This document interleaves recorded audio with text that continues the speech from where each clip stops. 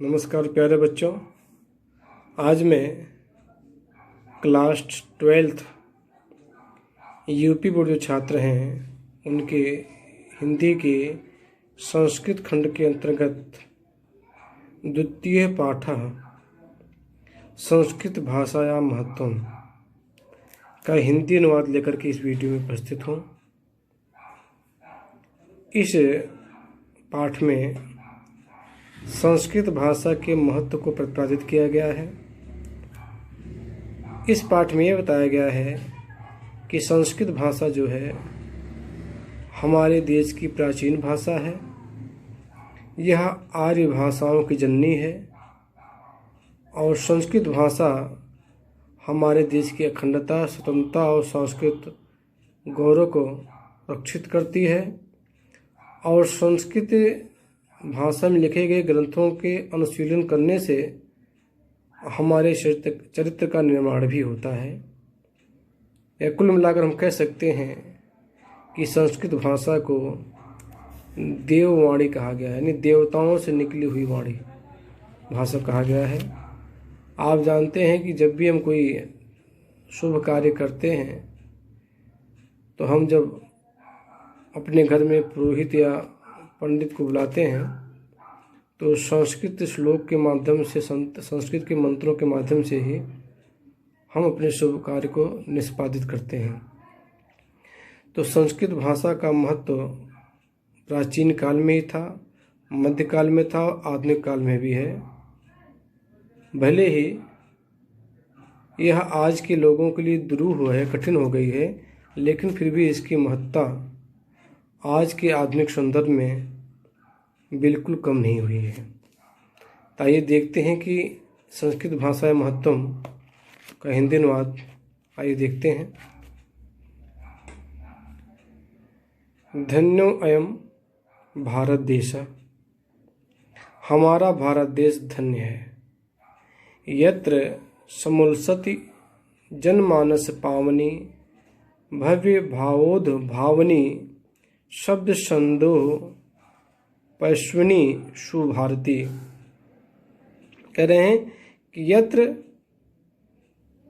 समुल्सति जनमानस पावनी, जनमानस को पवित्र करने वाली, जनमानस को पवित्र करने वाली, और भव्य भावोद भावनी, और श्रेष्ठ भावों को प्रकट करने वाली, भव्य भावोद भावनी, श्रेष्ठ भावों को प्रकट करने वाली, शब्द संदोह प्रश्वनी, और शब्दों के समूह को जन्म देने वाली सुभारती संस्कृत भाषा विद्यमानेषु विद्यमान है।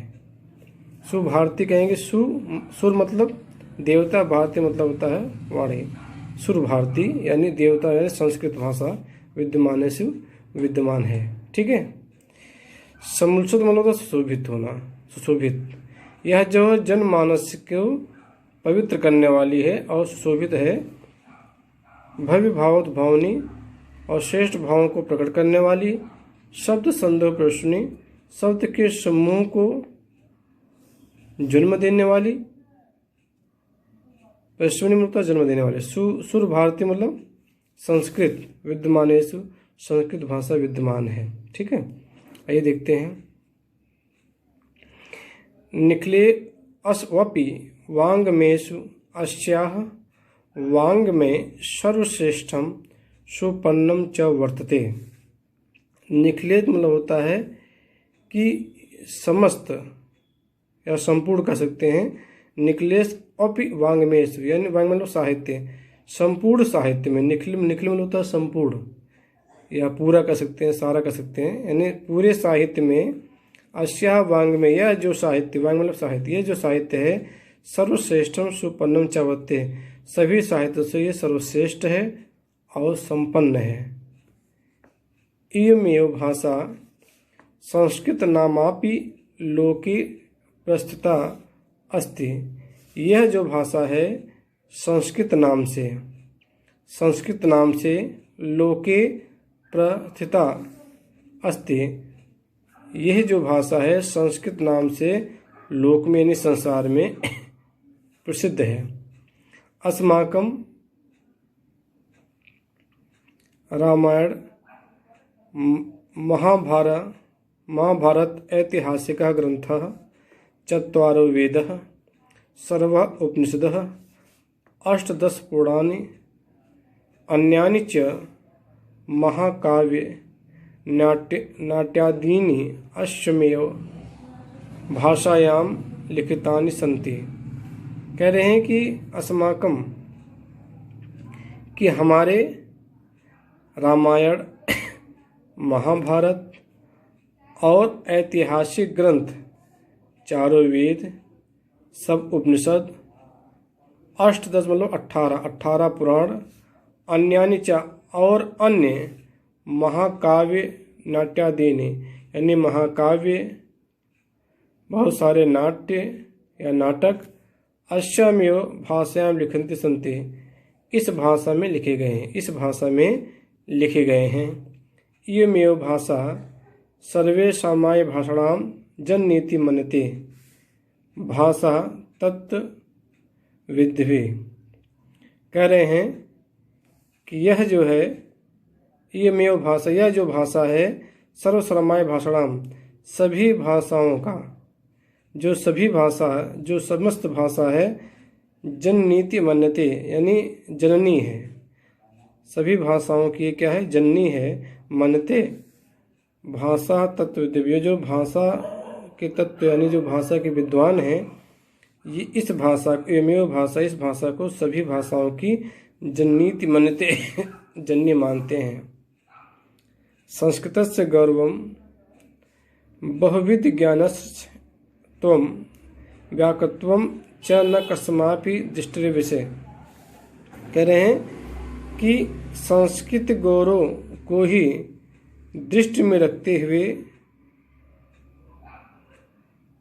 कह रहे हैं संस्कृत का गौरव, संस्कृत से गौरव, संस्कृत का गौरव जो है बहुविध ज्ञानस, उसका जो ज्ञान है, व्यापकत्वं च न कस्मापि दृष्टिर्विषये, उसकी व्यापकता जो है किसी से, किसी की निगाह से छिपी नहीं है, किसी दृष्टि से छिपी नहीं है। यानी संस्कृत का जो गौरव है और उसका बहुविध ज्ञानस, उसकी जो बहुत ज्ञान है, उसका जो ज्ञान है और उसका ज्ञान की जो व्यापकता है, वह किसी से छिपी नहीं है। संस्कृतस्य गौरवमेव दृष्टिपथ आनी है, संस्कृत के गौरव को दृष्टि में रखते हुए, दृष्टि में रखते हुए संयुक्त आचार प्रवणेन, कह रहे हैं कि आचार्य प्रवण दंडिना यानी दंडी, संस्कृतस्य गौरवमेव, संस्कृत के गौरव को ही दृष्टिपथ आनीय, दृष्टि में ध्यान रखते हुए सम्यगुत आचार्य प्रवणेन दंडिना, आचार्य प्रवण दंड कहते हैं कि संस्कृत भाषा दैवी वाग अन्व्याख्यातः महर्षिभिः। कह रहे हैं कि संस्कृत को महर्षिभिः मतलब महर्षियों ने, कह रहे हैं संस्कृत को महर्षियों द्वारा देववाणी कहा गया है। देवी वाक, इसको करेंगे वाक न तो वाक, वाक मतलब वाणी प्लस अन्व्याख्यातः। कह रहे संस्कृत, दंडी ने कहा है कि संस्कृत जो है, संस्कृत को महर्षियों ने, वाक मतलब वाणी, देवी वाणी, देववाणी कहा गया है। व्याख्याता मतलब अन्य व्याख्याता मतलब तक कहा गया है। ठीक है, आइए चलते हैं आगे। संस्कृत साहित्यम सरसम, संस्कृत साहित्य जो है सरस है। व्याकरण सुनिश्चितम, इसका व्याकरण सुनिश्चित है। तस्य गद्य पद्य चालालित्यम, इसका गद्य और पद्य में लालित्य, भावबोध सामर्थ्यम, भावों को स्पष्ट करने की शक्ति, अद्वितीयम श्रुति माधुर्य वर्ते, और जो है अनुपम श्रुति मधुरता है, यानी इसको सुनने से कानों को प्रिय लगता है। ये किम बहुनाम चरित निर्माणात् यादृशीं सत्प्रेरणां संस्कृत वांग में ददाति च नादृशीं किंचित्। कह रहे हैं कि यह चरित्र निर्माण के लिए जो प्रेरणा सत प्रेरणा यानी सत प्रेरणा जो मिलती है वह संस्कृत साहित्य से मिलती है और किसी साहित्य से नहीं मिलती है। मूलभूतानां मानवीय गुणानां यादृशी विवेचना संस्कृत साहित्ये वर्तते नयंत्रम तादृशे। कह रहे हैं कि मूलभूतानां यानी जो मानवीय गुण हैं जो मौलिक मानवीय गुण हैं या ऐसे इसकी विवेचना संस्कृत साहित्य में मिलती है, न्यायतंत्र से और किसी साहित्य में नहीं मिलती है। दया, दानम, शौचम, औदार्यम, अनसूया, क्षमा, अन्य चानेके गुणा ऐसे साहित्य अनुशीलन संजायते। कह रहे हैं कि दया, दान, शौचम मतलब होता है पवित्रता, औदार्यम उदारता, अनुसूया मतलब ईर्ष्या न करना, क्षमा, अन्य और सारे गुण जो है साहित्य अनुशीलन से जाते। इस साहित्य का अनुशीलन करने से प्राप्त होता है, यानी अध्ययन करने से या मनन करने से प्राप्त होता है। आइए देखिए, संस्कृत साहित्य से आदि कवि वाल्मीकि। संस्कृत साहित्य के जो आदि कवि जो है वाल्मीकि, महर्षि व्यास, कवि कुल गुरु कालिदास, कवि के कुलों में श्रेष्ठ जो कालिदास हैं। अन्य च इसके अलावा भास, भारवी, भवभूत्यादेव यानी भवभूति, महाकवि, स्वकीय अपने स्वकीय ग्रंथ रत्न अद्यापि पाठकानाम हृदयंति विराजन्ते।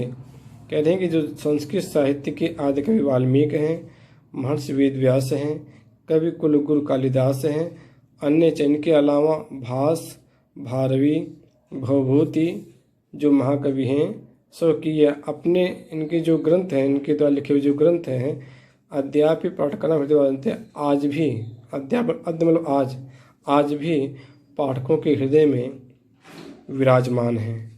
एवं भाषा यह जो भाषा है अस्माभिः मातृसम सम्मानीय वंदनीय च। यह जो भाषा है आज भी हमारे लिए मातृसम माता के समान सम्मानीय है, वंदनीय है। यह तो भारत मातु यह हमारी भारत माता है। स्वतंत्रम हमारी भारत की स्वतंत्रता है। गौरवम गौरव है। अखंडतम संस्कृतम एक च संस्कृतनेव सोचम शक्नोति और हमारे भारत की अखंडता और सांस्कृतिक एकता सांस्कृतिक मेव तो उच्च सांस्कृतिक एकता संस्कृत नेव सोचतम सकने थे और संस्कृत की सुरक्षा इससे तय है। एवं संस्कृत भाषा सर्वासु भाषासु प्राचीनतम श्रेष्ठ अस्ति। कह रहे एवं संस्कृत भाषा सर्वासु भाषासु ये जो संस्कृत भाषा है सभी भाषाओं में प्राचीनतमा श्रेष्ठ अस्ति, सभी भाषाओं से प्राचीन है और श्रेष्ठ है।